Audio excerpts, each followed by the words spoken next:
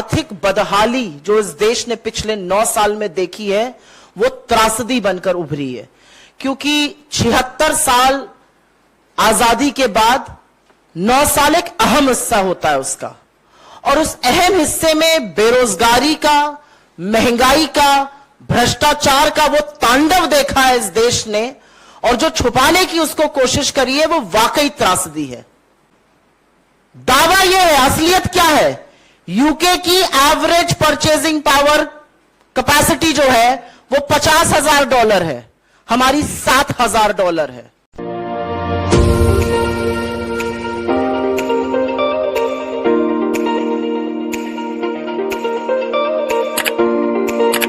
The Nirala TV में एक बार फिर से स्वागत है। मैं राशिद निराला आपके साथ। दोस्तों, आज देश में जो वर्तमान सरकार चल रही है उसके 9 साल पूरे होने के बाद कांग्रेस पार्टी ने एक प्रेस कॉन्फ्रेंस की और प्रेस कॉन्फ्रेंस में 9 सवाल उठाए हैं। क्या कुछ कांग्रेस पार्टी ने सवाल उठाए हैं वो मैं आपको बताना चाहूँगा, लेकिन उसके बाद आप सुप्रिया श्रीनेत को भी सुन सकते हैं उन्होंने क्या कुछ प्रेस कॉन्फ्रेंस के माध्यम से। तो पर आज जो प्रेस कॉन्फ्रेंस की है उसमें महंगाई, बेरोजगारी एवं कुछ अन्य विषयों पर 9 सवाल पूछे हैं और कहा है कि प्रधानमंत्री ने अपने वादों को पूरा न करके देश के साथ जो विश्वासघात किया है उसके लिए उन्हें माफ़ी मांगनी चाहिए। मुख्य विपक्षी दल ने आरोप लगाया है कि प्रधानमंत्री ने जो वादे किए थे वह काल्पनिक थे और कोई वादा पूरा नहीं हुआ, यानी जो वादे किए थे वो उनमें कोई सच्चाई नहीं थी, वो पूरी तरह से काल्पनिक वादे थे और उनको देश से माफ़ी मांगनी चाहिए क्योंकि उन्होंने देश के साथ विश्वासघात किया है। कांग्रेस ने 9 सवाल शीर्षक से एक पुस्तिका भी जारी की है और कहा है कि 26 मई को प्रधानमंत्री मोदी को माफ़ी दिवस के रूप में मनाना चाहिए। जयराम रमेश ने कहा कि 9 साल बाद आज कांग्रेस 9 सवाल पूछ रही है। राहुल गांधी ने भारत जोड़ो यात्रा के दौरान ये सवाल पूछे थे, लेकिन प्रधानमंत्री और सरकार की तरफ से कोई जवाब नहीं आया। उन्होंने सवाल किया कि प्रधानमंत्री जी, ऐसा क्यों है कि महंगाई और बेरोजगारी आसमान छू रही है? आर्थिक विषमता क्यों बढ़ रही है? ऐसा क्यों है कि किसानों की आय दोगुनी क्यों नहीं हुई? किसानों के साथ किए गए वादे पूरे क्यों नहीं हुए? MSP की कानूनी गारंटी क्यों नहीं दी गई? तो ये तमाम जो मुद्दे हैं कांग्रेस पार्टी ने उठाए हैं। उनका कहना है कि महंगाई, जिसको लेकर ये कहा गया था कि बहुत हुई महंगाई की मार अब की बार मोदी सरकार, और कहा गया था कि हर साल 2 करोड़ रोज़गार दिए जाएंगे, 19 करोड़ रोज़गार अब तक दिए जाने चाहिए थे। और इसके अलावा आर्थिक विषमता बढ़ती जा रही है। आप कहते हैं कि 80 लाख या 86 लाख लोगों को हम खाना दे रहे हैं, राशन दे रहे हैं, तो ये इतनी असमानता किस वजह से बढ़ गई? ऐसे ही किसानों को 2022 तक आय दोगुनी करने का एक वादा किया गया था, वो क्यों नहीं हुआ? तो ये तमाम बातें कांग्रेस पार्टी ने अपनी प्रेस कॉन्फ्रेंस में रखी हैं। तो आप सबसे पहले सुप्रिया श्रीनेत को सुन सकते हैं, उन्होंने इस पूरे मामले को लेकर क्या कुछ कहा है। मैं आर्थिक मुद्दे पर ही अपनी बात केंद्रित रखूंगी, क्योंकि आर्थिक बदहाली जो इस देश ने पिछले 9 साल में देखी है वो त्रासदी बनकर उभरी है, क्योंकि 76 साल आजादी के बाद 9 साल एक अहम हिस्सा होता है उसका, और उस अहम हिस्से में बेरोजगारी का, महंगाई का, भ्रष्टाचार का वो तांडव देखा है इस देश ने, और जो छुपाने की उसको कोशिश करी है वो वाकई त्रासदी है। आज असलियत यह है, अगर सरकार की ओर से ही देख लीजिए, सरकार का सबसे बड़ा दावा क्या है? सीना ठोक कर बोलते हैं हम यूके के आगे की इकोनॉमी बन गए। दावा यह है, असलियत क्या है?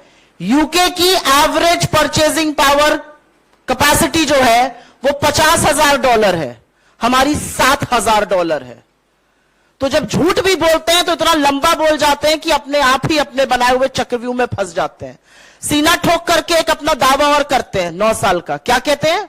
हमने 86 करोड़ लोगों को फ्री का राशन बांटा। हां, क्योंकि आप हमारे देश को इस कगार पर ले आए कि भूखमरी, बेरोजगारी और महंगाई के चलते आपको वो बांटना पड़ा। और अब लोगों की आंखें खुल रही हैं, क्योंकि गरीब देख रहा है कि आपने उसके साथ क्या क्या धोखा किया है।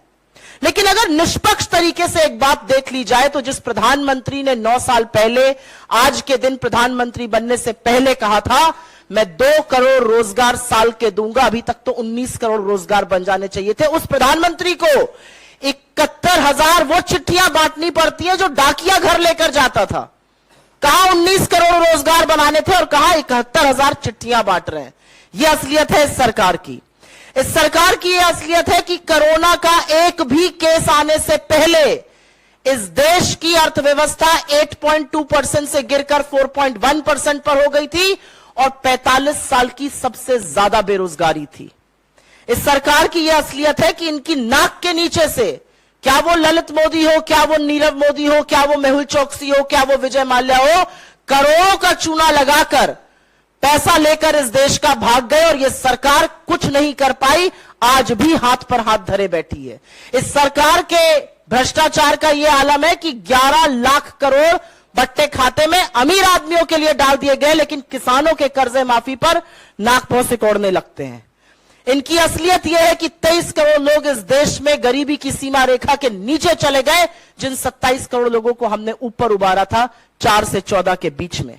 इस सरकार की यह असलियत है कि प्रधानमंत्री बनने से पहले मोदी जी क्या कहते थे, मित्रों, रुपए की साख और प्रधानमंत्री की साख प्रतिष्ठा एक बराबर है। जैसे जैसे रुपया गिरता है प्रधानमंत्री की साख गिरती है।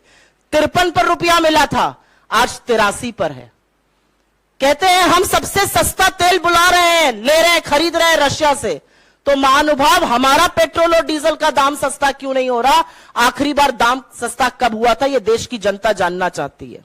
इस सरकार ने पढ़ाई महंगी कर दी, आटा महंगा कर दिया, अस्पताल की बेड महंगी कर दी, रेलवे की यात्रा महंगी कर दी, और इसीलिए मैं कहती हूं कि बेरोजगारी और महंगाई और भ्रष्टाचार का जो तांडव इस देश ने देखा है वो वाकई में त्रासदी है।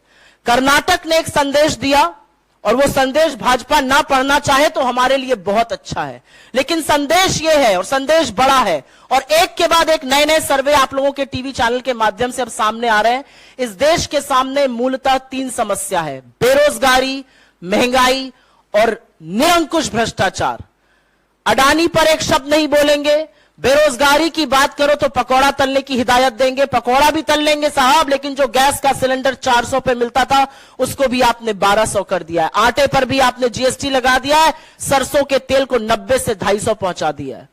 और महंगाई की बात करो तो सरकार खड़े होकर कहती है हम तो जी लहसुन प्याज ही नहीं खाते। आप मत खाइए, लेकिन लोगों की थाली में प्रहार मत करिए। मेरा अपना मानना है इन सब बातों का जवाब मिलना जरूरी है, और 9 साल में बाकी जो जयराम जी ने आपको संस्थाओं के बारे में बताया, जो पवन जी ने आपको माफी की बात करी, बिल्कुल करना चाहिए। मेरा तो एक चैलेंज भी है और एक गुजारिश भी है। महोत्सव मनाना चाहिए सरकार को 9 साल का, महोत्सव मनाना चाहिए अपनी नाकामी के 9 सालों का, और लगे हाथ प्रधानमंत्री महोदय एक प्रेस वार्ता जरूर कर दें बिना टेलीप्रॉम्प्टर के। कुछ सवाल ले लें, कुछ सवाल लेकर एक प्रेस वार्ता कर दें तो हम चुप हो जाएंगे, लेकिन वो कर नहीं सकते क्योंकि प्रधानमंत्री सवालों के जवाब से भागते हैं और सवाल दिन ब दिन बढ़ते जा रहे हैं। धन्यवाद।